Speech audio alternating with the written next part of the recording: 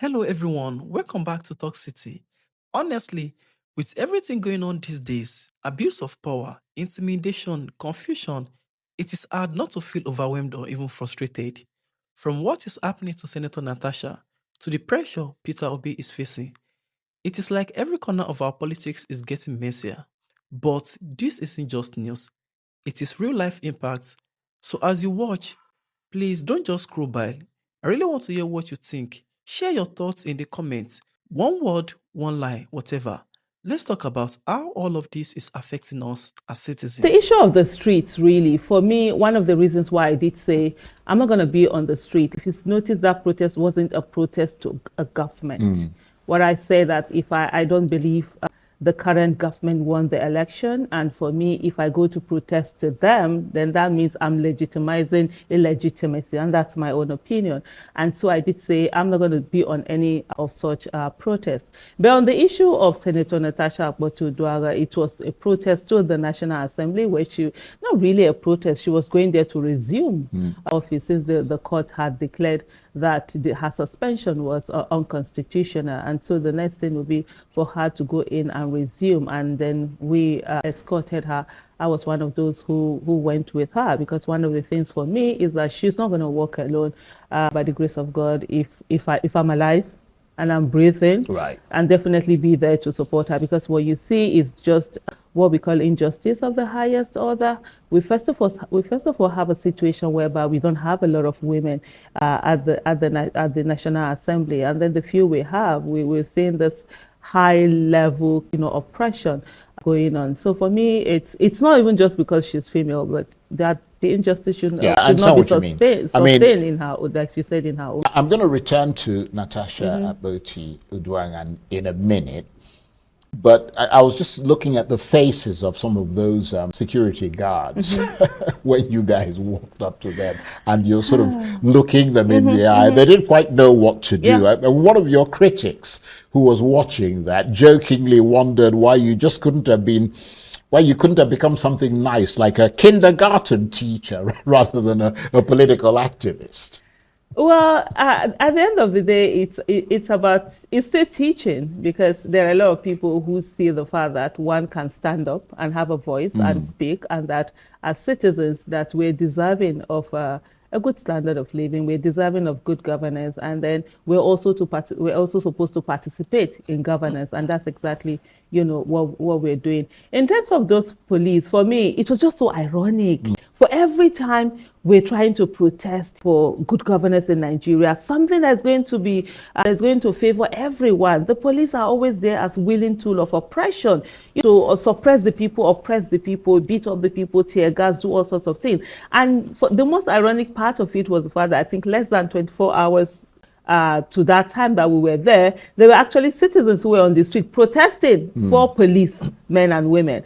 And so I was like, what's this thing that is wrong with you? And most times when they see us, they are always complaining that we never protest on their behalf. And I'm like, for every time we even try to protest on your behalf, you're always coming to beat us up or do Yeah, one that's thing or a the good other. point. That's it for me. And I kept just telling them, see, what are you getting out of this Nigeria? Like, literally for some of them, look them in the eyes to say to them, the kind of education that your children are getting, is it the kind of education that the children of the Senate president, for example, is getting? If Nigeria was a country where it's working, access to good quality education should not be dependent on the economic status of one's family. So I'm reminding them, your kids are not getting this. When you go back home and they're saying that Nigeria isn't working, just remember to let your family know that you're one of those who is not making Nigeria work. Basically, those were just the things that was said to them that day. But I mean, you must not have been surprised that you were stopped at the gates of the National Assembly by security agents. Knowing this, why was it still important for you to go there?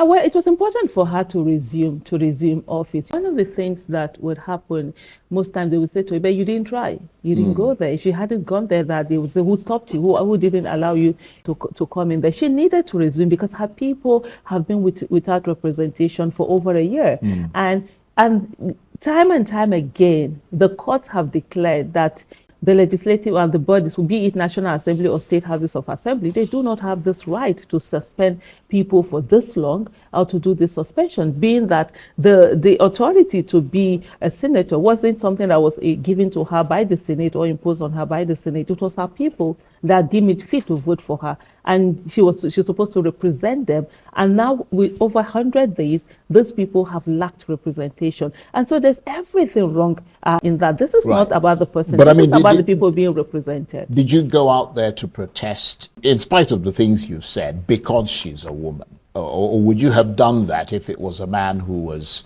stopped by the Senate from sort of going back into Absolutely. office? It doesn't have to do with gender, but it's just that it's an additional thing. Right. When you look at the scale, how do I put it now? The number of people who are women who are there, and then you find that you're being oppressed. Right. And this is something that happens across board all over. But definitely when it comes to voices, for me, one thing is that I don't even need to like you to stand for you when your rights are being oppressed. I've always believed in that. There are certain issues that I, for example, might not agree with it. It might not be what I would do. It might not be what either my faith or whatever agrees to it. But when that person's right are trampled upon, I find it's beholden on me to actually speak up for that person, not just because of when we agree or when. No, I understand what you mean.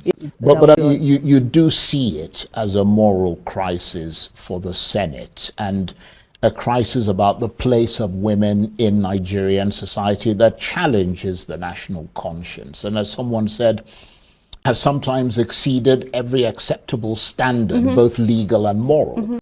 So if you look at it this way, when we're talking about the main issue at ground, when we're talking about sexual harassment, this is something that women have to deal with on a regular basis all the time. And most times when victims speak out, they're oppressed, they're silenced, and perpetrators go on the basis that they will be silenced from their victims. And then you now have someone at this level who is speaking out and who is also being silenced and sort of like being punished because she spoke out. It says a lot. It's a whole lot involved. You think she's being punished beyond this? Because she's not showing substantial contrition, because that's one of the things. Yeah, it's one of those things, Charles. Repeatedly, you see people who are saying to you, oh, go and beg. We do that a lot in Nigeria, where the victim is the one who is vilified. That is very true. The perpetrator is let alone. And that you is talk, what true. is it? Just go and apologize. No, you don't just go and apologize. You have to fight.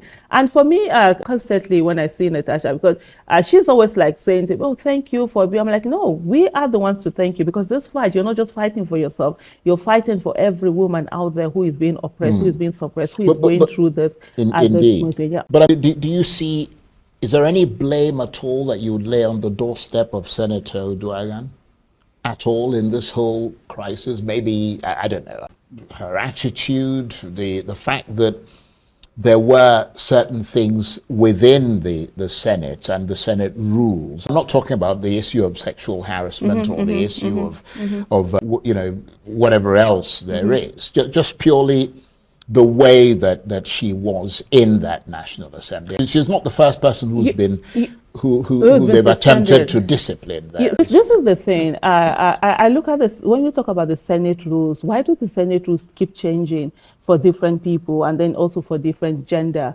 I would say in the way that Senator Natasha stood up for her right and said, look, I needed to speak out on this thing. I've been moved from my seat. I don't think I should be moved without properly being informed of this whole thing. We've had other senators, and I think if I'm not mistaken, the current Senate president himself has found himself in that same situation where he had stood up, where he had yelled, where he had done all sorts of things. We've had senators who have thrown, tantrum on the floor of the Senate, but nothing really was done to them. But then when it comes to the woman, you want to put her in she shouldn't have done this. And what did she do? She only spoke up. She stood. She didn't hit anybody. She didn't fight anybody. She was just saying, and she was quoting, she was also calling the Senate rules as she was speaking that, look, I have a right to speak in this manner and at this place. Whatever technicalities they're bringing in, and what are the Senate rules that have to do with certain people, but certain people can get away with it. And so really, for me, that's something that it's questionable to an extent. And it says, where is the justice in here? I think a lot of people see it that way as well. But beyond those incidents, when it comes to the interpretation of that court ruling, on the strength of which she returned to resume at the National Assembly. How do you see the role of the judiciary? Oh, Charles, me, I always say it as it is. Man, our Nigerian judiciary, they should wake up. They failed the system, they failed the country, they failed even the oath that they swore. We today, the Nigerian judiciary that is supposed to be the last resort of the common man is now the plaything of corrupt politicians, and they are so brazen in the way that they show that off. And they don't care. They don't follow the rules. The same Senate that we see today, there were some also injunctions that were given to them to stop that proceedings in terms of suspending her. They didn't listen. They didn't bother. And we've had a situation whereby a lot of even institutions decide what rulings of the judiciary, of the courts that they're going to obey. And that's a problem. And beyond that also, you also find where the judiciary is sort of like looking at the body language of those who come before them. We've seen a situation where politicians are the ones who are dictating a lot of things for our judiciary. It's a major problem. And I think the judiciary in itself should sit up and on its own begin to reorganize itself in a way that it's more effective for the people, and that the common man will have a place of solace and be there, not what we currently have right now, where the politicians, that's why they would look in your face and tell you to go to court, because they know they own the courts. Well, let's turn to the other matter, that matter of Governor Bebele, who recently... That matter of Governor. Oh Lord, before you go on, Charles, when they say that Edo people, that Edo know the that is your state. Yes, my state. That's what makes it so heartbreaking. Oh Lord have mercy. When they say Edo know they carry last, we have actually carried last, and we have stained our white with our own hands. And for me, it's such a sad thing as someone who is an indigenous of Edo State to say that is a person representing the state. It's so sad. Right. So what do you think is the motivation and the genesis of that statement that Governor Bebele made? You don't think it had anything to do with just... hooliganism. Right. That's it. And a situation whereby I think he took on something that was beyond his intellectual capacity. And it's for him, he wants to appear that he can do certain job for certain people, sort of, and then what does he do? He goes about threatening someone, threatening Mr. Peter Obi in terms of coming into the country, into the state, and also saying that he needed to get permit. I think whether he needs to sit down with his Attorney General to really find out what are the powers that he has as a governor, because when it comes to security, he can't even command a constable. He can't give anybody a security permit. It's even his own security. Well, is it secured? Yeah. Those are the things. You can't say people will come here. But you know something, Charles? For me, it's not even Governor Monday Bebele's statement to an extent. It's not as heartbreaking as watching Senator Adams Oshomale, former governor of there, and also we're from the same local government. We speak the same language, and I'm like, oh, Irama. Oh, Lord have mercy. Sitting down and trying to defend something that is indefensible. Because I look at Senator Adams Oshomale at this stage should see himself as elder statesman and not someone, not some cleanup guy.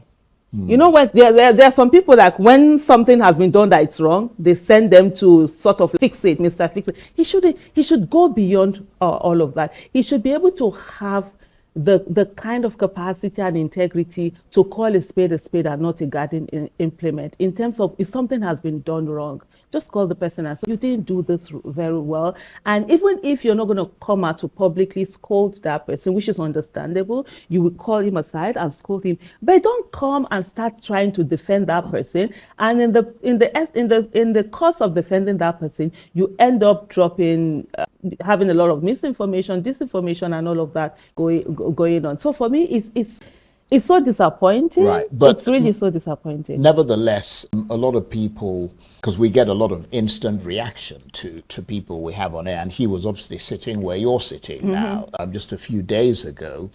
Many people seem to think that he explained it very well, and that the problem was essentially Governor Bebelo's apparent inability to articulate his thoughts well, rather than any precise malintentions, which is the kind of the point that no, that wasn't it. So the first thing that happened, by the way, as we're still sitting, APC as a party, or APC in quote as a ruling party, hasn't said anything to him to say what you've done isn't right. Let me take you through the event. First of all, Monday, unprovoked. When they're playing tennis, they say unforced error. Just where he's speaking, I think he's carried away by the crowd, and he goes this threatening. Don't come here. This person that said he doesn't have shishi went to his school. And there are so many information where the misinformation, the fake news that 3 people had died, that there was some 3 people had died after he left or during when he was there. That was done. He did that. He threatened because that was a threat.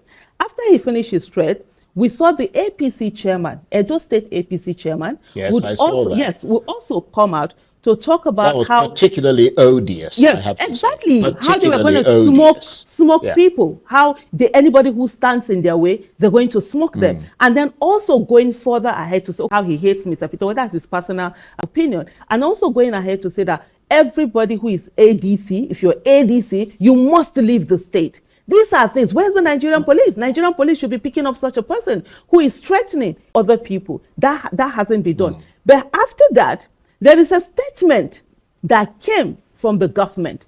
And in this statement, where Governor Monday Okwewolo said he did not, according to him, he did not threaten Mr. Peter Obi. And that is where he was talking about the fact that he needed, when he comes in, he has to be informed, and he also have to take permission from him.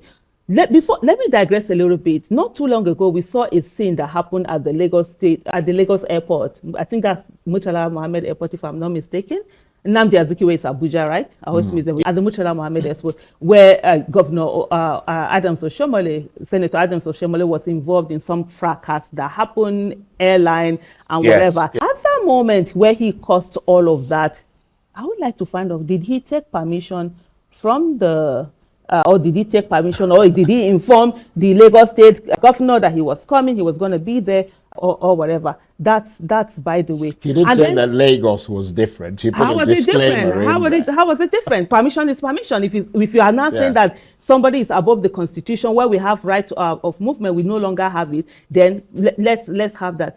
You saw that where the APC government, APC chairman had spoken, then a statement reiterating that particular, even if he made mistake, there's now something in black and white. And then we now had, I think is the Commissioner of Information, if I'm not mistaken, on air, who had also claimed, and then he said that, when Peter Obi came, when they were sharing the money, it's after he left, and then there was stampede and 3 people died. Who are these 3 people that died? I would love to know who are these 3 people that died. Have Governor Monday Okwewolo gone to see these 3 people that have died? What has he done, put in place to ensure that nobody dies again? Because Edo lives do matter, even though they don't matter to him. We're being killed every day in Edo. I'm from Edo North, and he hasn't done anything about it. What has he done to prevent this? And then where the commissioner would say that they gave cash. They think, when you're projecting what you do on other people, Mr. Peter Obi doesn't go around giving cash. He gives check. So there was no sharing of money. It's not the usual thing that they do in their place that was done. It's check given to the school authority. And by the way, there was a statement that, Governor Adams Oshomole, now Senator Adams Oshomole, had made where he said that the school is a government school. I think that is not factual. If I'm not mistaken, it's a Catholic school. And so these are the things, in a bid to be in a hurry to come and defend something you shouldn't be defending, all manner of things, even to allow a statement in was quite very difficult. Right. And for me, I think at this stage, Senator Adams Oshomole should not turn himself, to stop the clean-up job and just focus, on governance. Well, we've got about 30 seconds left, sadly. But let's just turn very briefly to the politics of 2027. How do you see it unfolding, and where do you stand? Are you still a Peter Obi sort of supporter? Absolutely. I'm a Peter Obi supporter. Look, if there's going to be one person